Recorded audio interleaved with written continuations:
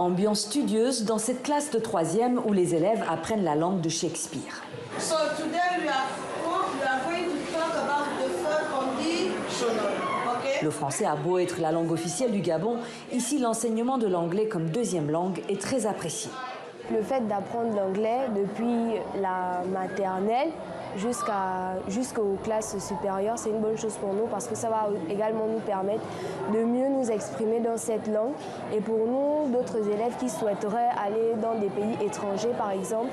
Une ouverture vers le monde anglophone et le monde des affaires. C'est en tout cas le souhait d'Ali Bongo, qui pour son premier voyage officiel à l'étranger depuis son accident cérébral, a choisi la Grande-Bretagne.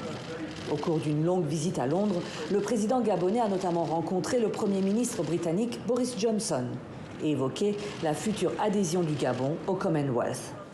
Une décision absurde pour l'économiste Albert Ondo Ossa. Le Gabon n'a jamais été une colonie britannique. Le Gabon est un pays entièrement francophone. Le Gabon commerce très peu avec effectivement le Royaume-Uni.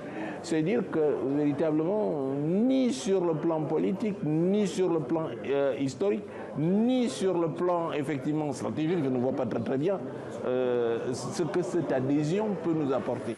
Pour d'autres, cette adhésion est justement une opportunité économique à ne pas manquer malgré l'histoire francophone du Gabon.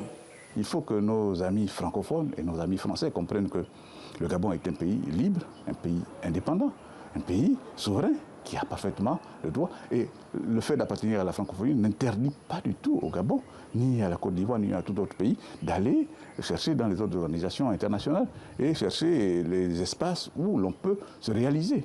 Un message en forme de mise en garde à la France, ex-puissance colonisatrice, si jamais elle ne voyait pas d'un bon œil ce choix.